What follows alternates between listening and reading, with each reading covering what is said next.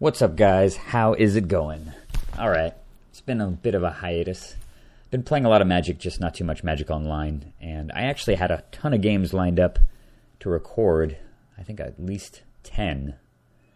And for no particular reason, my entire archive of games vanished about 3 or 4 days ago. About 500 games or so. Obviously, I'd recorded many of the noteworthy ones among that list, but I did have close to a dozen that I did want to record, and now they are gone, which is too bad. But the only option left to me is to continue to play more games. And it's a bit of a shame that I lost some of those games, especially because they featured a brand new deck that I am not actually unveiling in this video.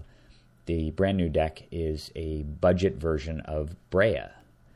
And I know that Brea actually is not legal according to the $2 Highlander rule set yet, which allows you to have a $5 commander. The price point of the card is somewhere around $5.50, I think, to $6, but it seems like it's dropping in price steadily, and I expect it to be under $5 relatively soon, especially if it winds up getting reprinted. And I guess that's a big if, given the fact that it is pretty powerful along with the other 4-color commanders. But they might reprint it in some future set, and that would certainly drop the price down below $5, and then my Brea deck would become active. So for the time being, I'm still enjoying playing it because it is a challenge, especially trying to get a 4-color mana base to work with lands that come into play tapped, rather than a suite of fetch lands and dual lands and so on. But I've been tuning the mana base for a while, and it is coming along pretty well. Unfortunately, the deck is still losing more than its fair share of games. I would say that its win rate is probably about 70-75% right now. So it still is in need of some tuning, and it may ultimately prove to just be too big of an ask to run a 4-color mana base on budget lands. So for the time being, I've switched to playing something a little bit stronger, mainly because I got tired of being abused by non-budget decks trying to get that Brea deck to work. So along that vein, I am running, in just a moment here, my favorite deck, Nin the Pain Artist. There she is right there. And I'm up against Mr. Zenclopedia. This is actually the second game we played. I had a pretty good game in our first game as well that I will probably be recording, but I felt this game was a lot better and was a good segue into the Nin games that I'm going to be recording. No changes to this deck that I know of right now. It's still basically the same thing, and it's been performing beautifully both online and live. Really, really fun, amazing deck to play that a lot of people have written to me that they enjoy playing as well. So here we go. I am lucky enough to go first, and unfortunately I have a totally unkeepable hand, given that it's got single source of blue mana, an uncastable Vandal Blast, and a bunch of 4 and 5 mana things that I can't play. So this is no question throwaway. I will certainly get a better hand with 6 cards in a scry, almost certainly. And off the 6, I get a hand that looks at face value to be not all that strong, given the fact that it has a 5-drop in it and only a single land. But I do have a Ponder. I have Impulse as well, and I have an Everflowing Chalice, which if I can just ponder into a single land, I'll be able to have at least 3 mana. And between that and the Impulse, I should get enough mana to get the deck to work.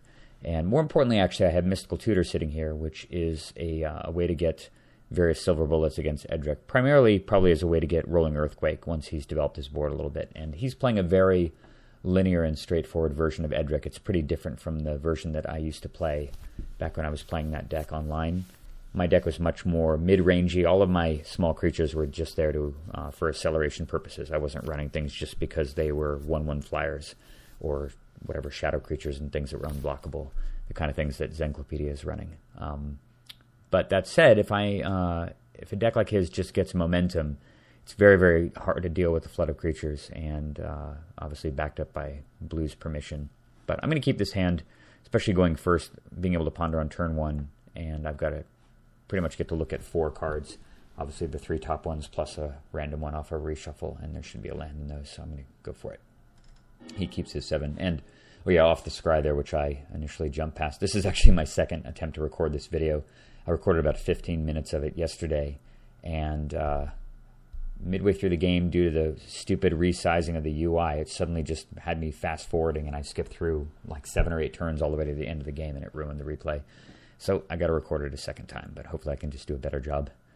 And the top card that I got to scry was Mana Leak, and I decided to keep the Mana Leak even though it's not a land. Reason being that I can ponder past it, and right now I have no defense against Edric, short of the Mystical Tutor. But the problem is that if I Mystical Tutor for Rolling Earthquake, it's not a preemptive strategy. Basically, it means that whatever creatures he has in play up to that point are going to hit me. And he's going to draw cards off the Edric, and he could draw into Force of Will, or he could have counter magic at that point in the form of something like Swan Song or whatever, maybe Negate, and I won't even be able to resolve the Rolling Earthquake. So because of that, I decided to keep the Mana Leak as a preemptive way to deal with Edric, just to keep it out of play. So here we go. Oh, that's right. He does go first. I forgot about that. Okay, well, that changes things. I'm going to turn the sound down a bit here. That's right. He goes first. But fortunately, he's got Temple of Mystery, which is a card that I believe I've taken out of my... I tried it for a little while, but the deck is so much about getting a mana guy out on turn 1 and casting Edric before your opponent can counterspell, that the advantage that's offered by having a blue-green dual land is more than outweighed by the fact that it comes into play tapped. You just can't come into play tapped lands in Edric. I don't think I'm running Temple. I think I have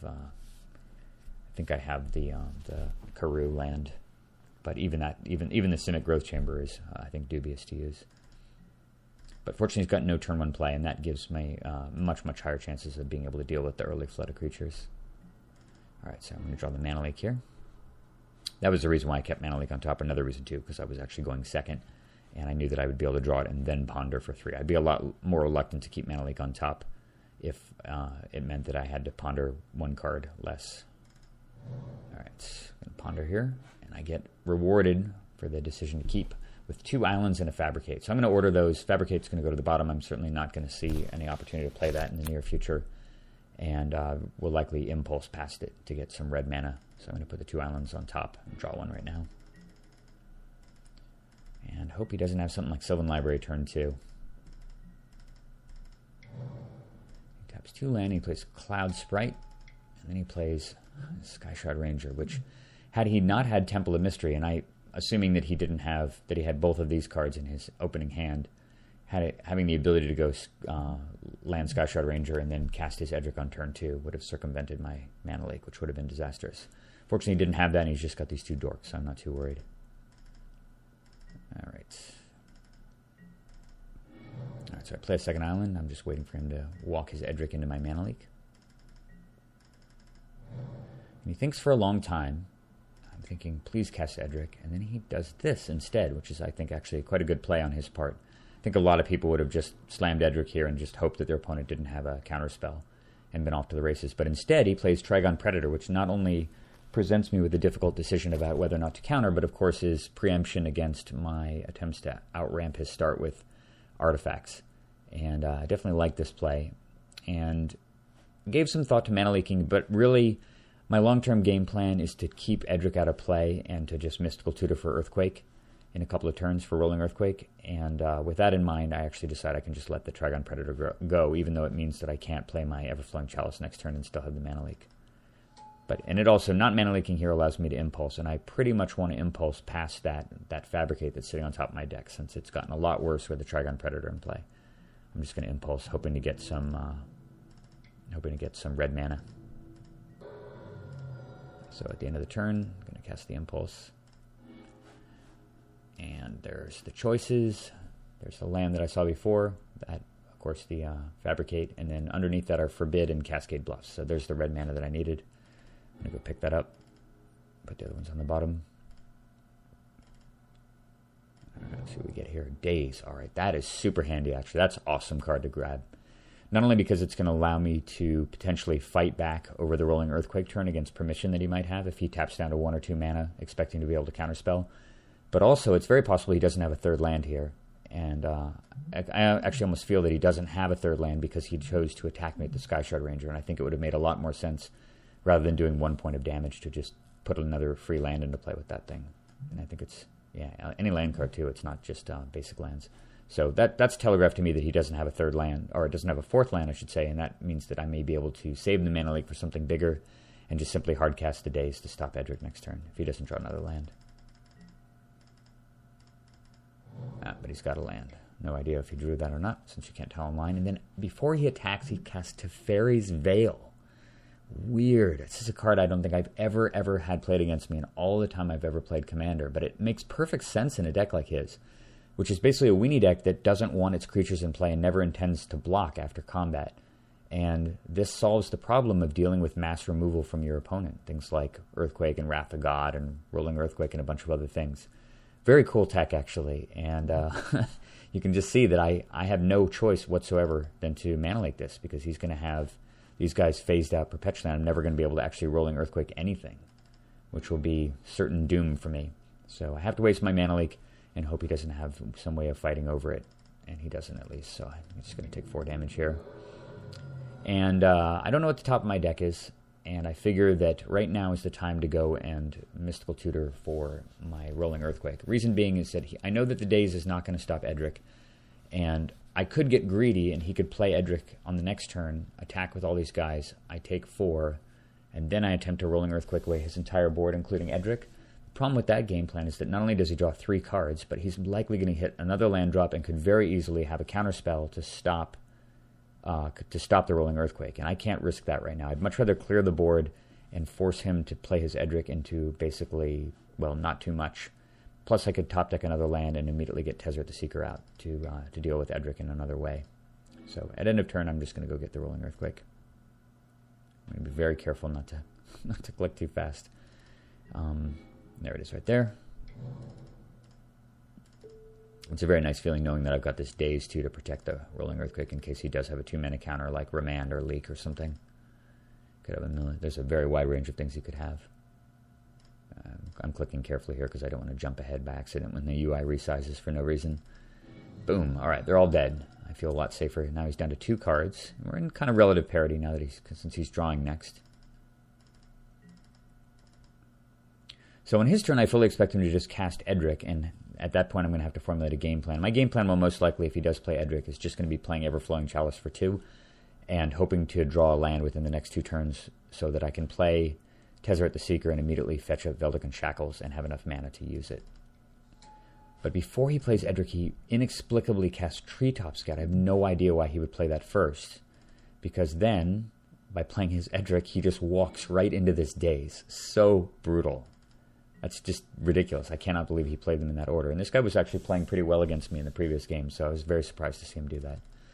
Talk about one mistake that might cost you the game, though. I've made a point about that in other games I've recorded, about how often you can just look back at a game and you can trace the winning or losing of the game to a single play. And I think that, not to spoil the outcome here, and the outcome is still very much in doubt, but the fact that he cast this guy before he played Edric, huge mistake that could prove decisive. All right, I draw Jace. So I've got a decision tree here again. I've got a lot of options. I could play Nin the Pain Artist. I could play or Nin the Pain Artist followed by Chalice. I could just cast a Chalice for 2 since he doesn't have a 5th land and can't play Edric immediately.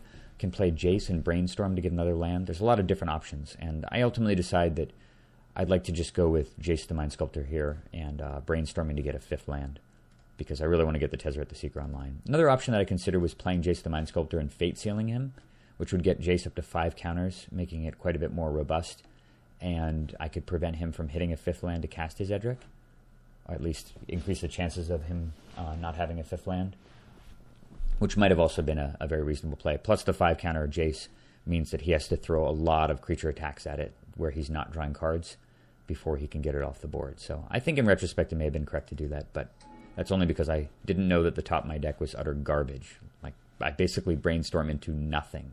All 3 of these cards are totally useless. Completely dead Vandal Blast, a Metamorph with nothing to copy but a 1/1, and a Pact of Negation that will kill me. It's just about the worst Jace I think I've ever experienced in my life. Would have much rather Fate Sealed myself or him.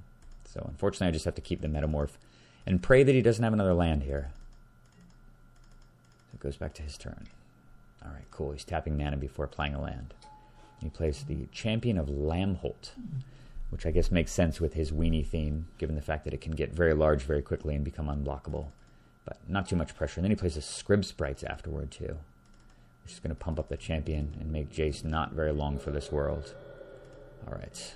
God. All right, well, Jace is going to die. There's nothing I can do to protect it at this point, so I'm just going to have to Brainstorm here and really hope to get a 5th land. Damn it. All right. 2 more useless cards show up. Well, Dissolve is not entirely useless, but Spell Pierce is all but useless, and of course there's that familiar Vandal Blast. So Dissolve is interesting. Is that Dissolve at least will give me a way to handle Edric should he choose to replay it. But I don't feel that sitting on Dissolve right now is really going to be a route to victory. He's going to attack and he's going to kill off Jace, and he could likely just play another threat, which will pump the champion up to 3 power, and I'm going to be looking at 5 damage a turn when I'm only at 21, and I'm going to have to tap out to deal with those threats to cast some of this stuff, which means as soon as he does hit a 5th land, he's just going to play Edric anyway, and this Dissolve is just going to be dead. So with that in mind, I know I can't depend on it. I'm going to keep it, obviously, but I'm not going to intend to cast it. I'm not going to sit on it. So it's time to play the 2-mana Everflowing Chalice, just basically the Sisay's Ring. And at least this gives me some insurance against the top deck 5th land that I can pack the Negation Edric and keep it out of play for a turn. And I will certainly do that, even though it basically buys him an entirely free turn off just the price of his commander. Damn, there's the 5th land, right on schedule. So he goes for his Edric and gets it countered by a tapped out opponent a second time, which has got to be frustrating. Goodbye, Jace, I take 2. Wow, that's weird. Did he really just do that? Yeah, he sent all 4 guys at Jace for no reason. So I should be at 19. Instead, I'm at 21.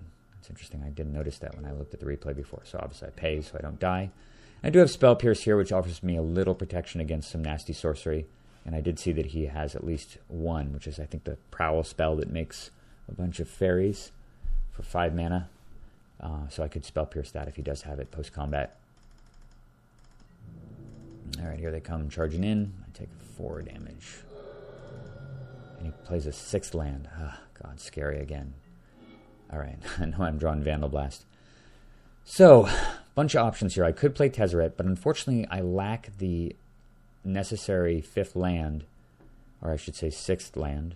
Yeah, I guess it's, well, 7th mana total. I lack the 7th mana total to play Tezzeret and use Shackles right away, which would protect me from his Edric. And with that in mind, also the fact that he's completely untapped here, and this could easily be a counterspell. I could lose the game on the spot here. If I tap out to play Edric, or if I tap out to cast Tezzeret, he's got a counterspell, and then he untaps, plays a 7th land, casts Edric, hits me for 5 damage and draws 3. That could very likely be the end of the game. So with that in mind, I need to still play the hand slowly, and that means playing Nin.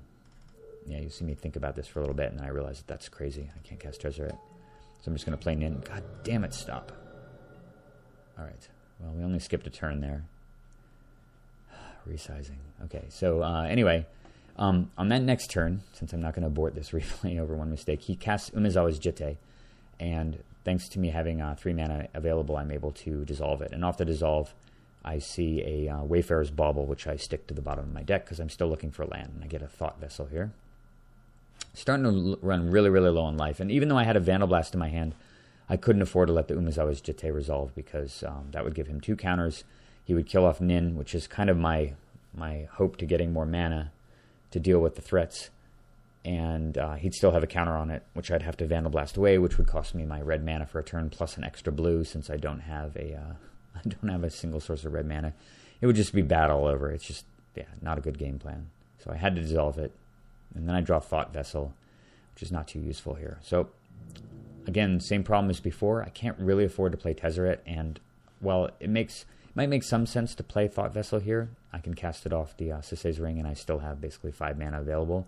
I decided that it's more important for me to just draw cards off Nin right now, drawing 4 and hoping he has nothing, so that I draw into some more answers quickly, because I'm running out of time. I can't even block this dumb Champion of Landmold either. Alright, here we go. So before combat, he casts Slither Blade, another very typical creature you see in these aggro Edric decks. And he's charging in for 5, and I can't block anything, and this is getting really, really dicey. Down to 8. But at least he has nothing else post-combat. And he's going to blow herself up for 4. Alright, this has got to be a pretty damn good set of 4 cards here, given the fact that it's 4, 5, 6, 7, 8. And it's basically lethal damage if he has 1 more creature. I need to draw something perfect right now. Come on, deck. Deliver. There it is. Insane. Shackles, 2 cards down. Absolutely amazing. This is such a great example of why this deck is so good, because the commander just draws you into answers that you need to survive. And I'm not out of the woods by any measure. All this allows me to do is just handle his primary threat. But I do have the Metamorph in my hand as well, which is potentially double Shackles. All right, there's Trinket Mage. That's also super handy. I'm going to play a Mountain here. And I gave some thought right now, actually, to playing Trinket Mage first which would allow me to get Soul Ring, and I can play Soul Ring and Mox Opal, and I have exactly enough mana to play Shackles and use it. But since the Trinket Mage can't block anything anyway, it's not really that impactful on the board, and it's taking a big risk also, not leaving any mana open to defend with Spell Pierce. And I decided that it's better to take the safe and slightly slower route. That allows me to play Opal, which is just simply playing Shackles. It gives me enough mana to Spell Pierce, as well as use the Shackles to keep this 3/3 off my back. You see me thinking about it right there, because you can see if I tap 3 mana, that'll play Trinket Mage. I can cast Soul Ring, and I'm completely tapped out except for the Soul Ring, and I can grab his biggest guy. But that is super dicey, given that I'm at 8. I feel like it's too big of a risk, given how tenuous the board state is. Plus, he could have something like Cyclonic Rift and just kill me. So, he doesn't have another land. And before combat, he plays Druid's Repository, another card I've never played against before, which again makes sense in an Edric deck with a million creatures. Although I think this card is very much win more. I don't think it's very good, but it certainly represents the last time that Spell Pierce will ever be remotely useful. So I'm just going to Spell Pierce it here, just for tempo purposes, to tap down 2 mana in case this card that's been stuck in his hand forever is in fact a 2 to 3 mana card. That forces him to at least tap 2 mana that he's going to immediately get right back. And I'm going to grab his 3/3 before combat. Fortunately, I have exactly 3 islands to stop it, but I can't block any of the creatures. So I'm going to go to 3, and that basically generates 3 mana for him as well. Very scary. All right, down to 5. God damn. All right. This is so dicey. I'm going to hang on to it, of course. Still need answers. That is not an answer. All right, what am I going to do here? Well, only one choice. I got to make a second copy of Shackles. But before that, I do the math here, and I realize I can play Tezzeret first, thanks to the fact that I've got 3 mana for free. Very handy. So I'm going to play Tezzeret. That allows me to untap 3 mana, so it really only effectively costs 2. Pay a blue, because I'm at 5, and I can't afford to use Metamorph correctly. And down comes Metamorph. Copy the Shackles, and with my last mana, I'm going to cast Expedition Map. And this is actually very important, because if you're paying attention and you know what Tezzeret's ultimate does, you may realize that suddenly I have an alternate win condition here that isn't about stealing his guys and shooting them slowly with Nin. And with that in mind, I'm going to stride on over and bash for 3. And before I even do that, he flashes out Snapcaster Mage, which is an interesting decision. I'm not sure why he did it during combat there, but of course, he can't block my 3/3 anyway. So he's down to 24. Goes back to his turn. He has 1 card in his hand, and that's obviously the card that he just top decked. He can cast Edric, which is interesting. He plays an Orin Reef the Vastwood, and then he goes right into his combat step. He does not cast Edric, even though he has the mana to do it. So I'm going to steal his Scrib Sprite, since it can block the Treetop Scout, and that leaves him with just 2 attackers. And remember earlier in the game when he didn't attack me and he sent all of his guys into Jace? Well, I would have been at 3 here, and that would have allowed me, I guess, to block here. So I would have taken 2, and I would have been at 1. So it still would have been the same result. So here they come. Piles a bunch of counters onto his thing. I'm going to send the sprites over. And before I can even block, and my intention here was to, and I expected he would send these guys at Edric, but if you notice, that's at me, that's at me, that's at me. I was going to put the sprites on the Treetop Scout, since I can't actually block it with anything but Scrib Sprites. That would leave him with two unblockable guys, and the Champion of Lamhole can block this thing. I was fully expecting him to send them all at Tezzeret, but instead he sends them all at me. And before I can even block, he realizes the error of his ways, and of course, I would have blocked here. I would have taken 3 damage, gone to 2. He would have tapped out and cast his commander. I would have untapped, untapped one of the Shackles, the one that would have stolen his, the Scrib Sprite, drawn my turn, and if you notice, I would have had to steal Edric to keep him from blocking with it, and I would have had 5, 10, 15, 20, 23 plus Trinket Mage for 24 damage exactly, which would have been exactly lethal. He had no way to get out of this situation through Tezzeret's ultimate. And I guess knowing that, Mr. Zenclopedia scooped it up and gave me the win, which is, just a pretty unplanned outcome for a game that seemed practically unwinnable by the middle stages, and I never expected that this game would end with a Tezzeret Ultimate the way that it did, but that's how it panned out, and I was very happy to share it with you guys. Hope you enjoyed that one, and I've got a bunch more games to record, which I hope to do in the next couple days. See you soon.